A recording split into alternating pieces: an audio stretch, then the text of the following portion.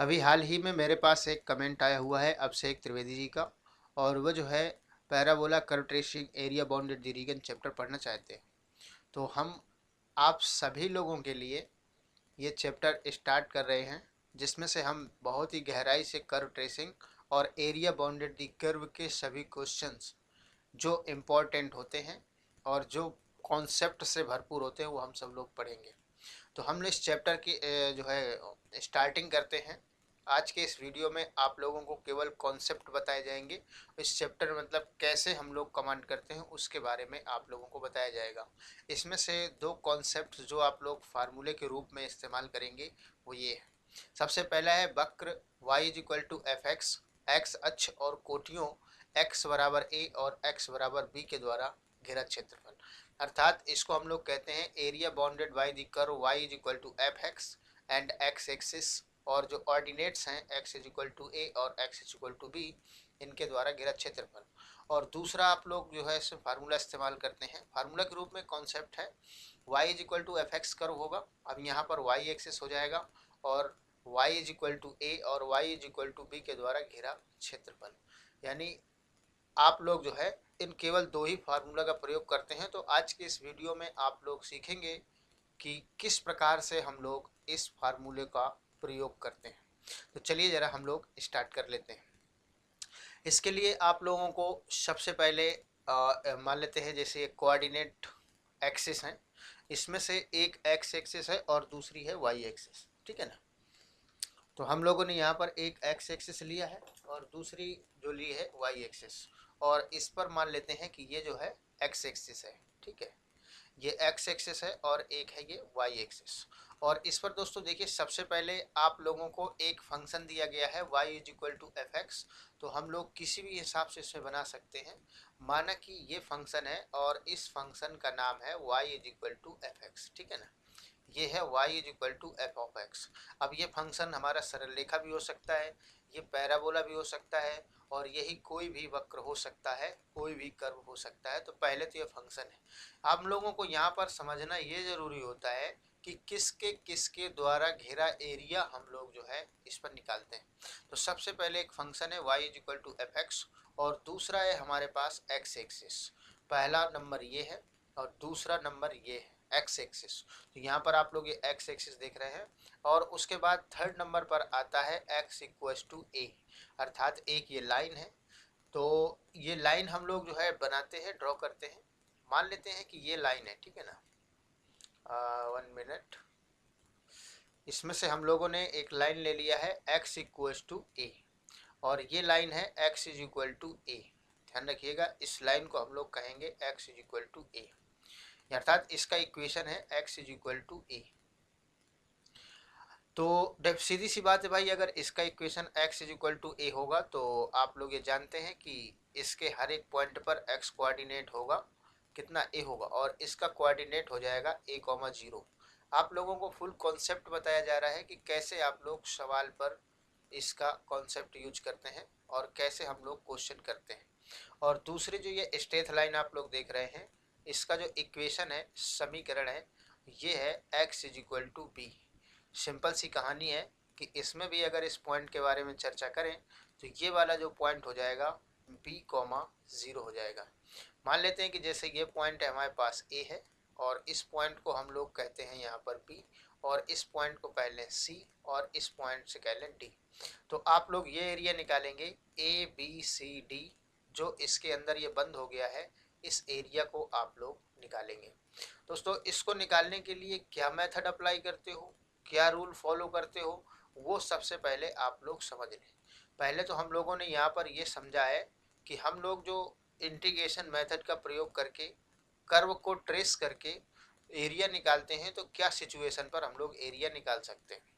यहाँ पर ये सिचुएशन ये है कि ये चार चीज़ों से बंद होना चाहिए। पहले तो ये y is equal to F X से बंद होना चाहिए, दूसरा x एक्सिस से क्लोज होना चाहिए, तीसरा number x is equal to एक a, और चौथा x is equal to b, अर्थात इन दोनों लाइनों से क्लोज होना चाहिए। ऐसा ही एरिया आप लोग निकालते हो। दोस्तों, इसके लिए आप लोगों को क्या करना होता है, ये जो कर्व है इसको टच करती हुई, और यहाँ पर जो ये x एक्सिस है इस पर हम लोग एक एलिमेंट्री स्ट्रिप बनाते हैं।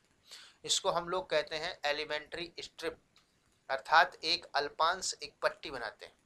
ये जो पट्टी आप लोग देख रहे हैं ये इतनी बारीक होती है, इतनी छोटी होती है कि आपका जो बाल है सर का वो भी बहुत मोटा होता है, ये इतनी बारीक पट्टी। अर्थात ये किसी एक पार्टिकुलर पॉइंट मान लेते हैं पी एक्स कॉमा वाई, इस पर ये पट्टी बनाई जाती है।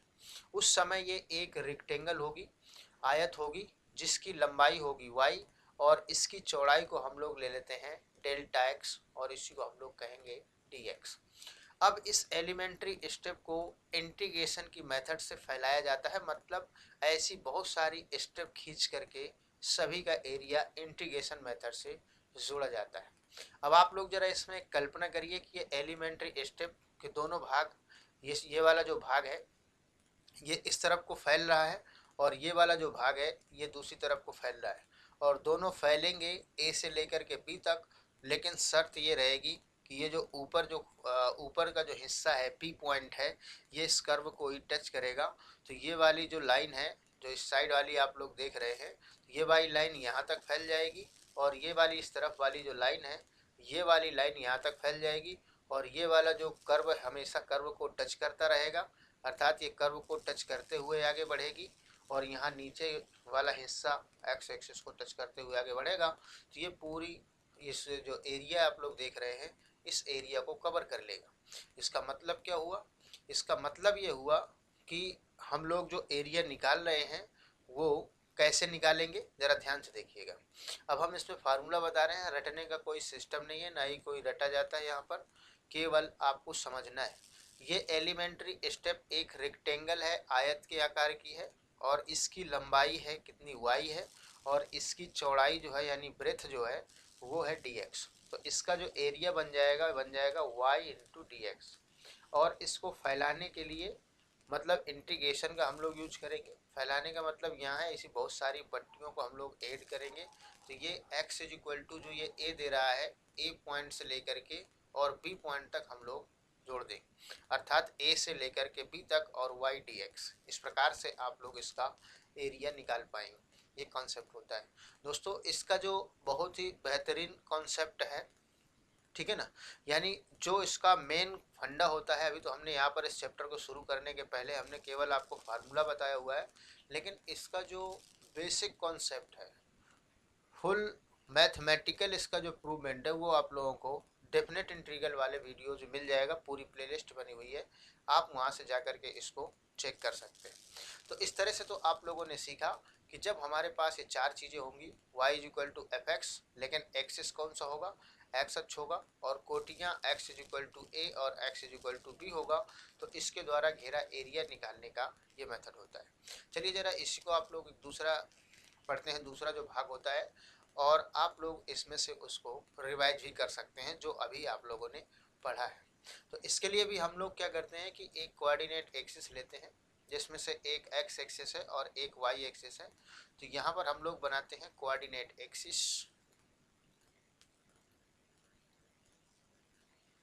एक एक्स एक्सिस और एक वाई एक्सिस, इस तरह से। और इसमें से आप लोगों को एक फंक्शन भी लेना होगा। तो मान लेते हैं कि हमारे पास जो है ये एक्स एक्सिस है और इसके बाद जो है ये दूसरा ये एक्स एक्सिस है और ये दूसरा वाई एक्सिस है, ठीक है ना, और ये है ओरिजिन।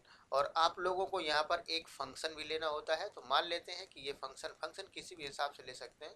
तो हमने इसमें सुटेबल इस हिसाब से एक फंक्शन ले लिया है और ये है y is equal to F x.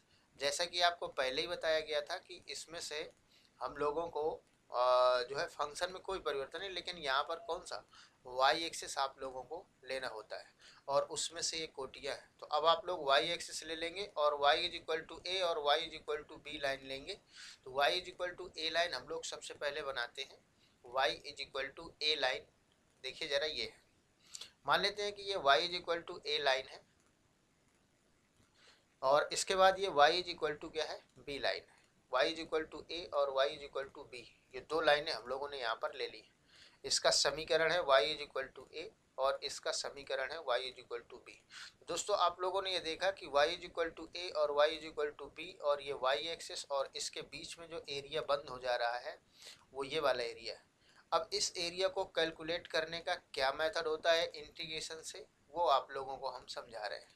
अभी आप लोगों ने देखा था कि इसके लिए हम लोग एक एलिमेंट्री स्टेप लेते हैं और एलिमेंट्री स्टेप फंक्शन को टच करती है और उस एक्सेस को टच करती है जहाँ से ये लिया जाता है। तो चलिए जरा हम लोग इस पर एक लेते हैं एलिमेंट्री स्टेप और उस एलिमेंट्री स्टेप को इस प्रकार से शो करते हैं और दूसरा इसका जो है हिस्सा मान लेते हैं कि ये रही एलिमेंट्री स्टेप। आप लोग फिर वही काम वही है कि इसमें से इसकी जो चौड़ाई है वो इतनी पतली है कि एक बाल की चौड़ाई तो बहुत मोटी होती है और इसमें से हम लोगों ने इस पॉइंट को कहा है पी एक्स कॉमा वाई।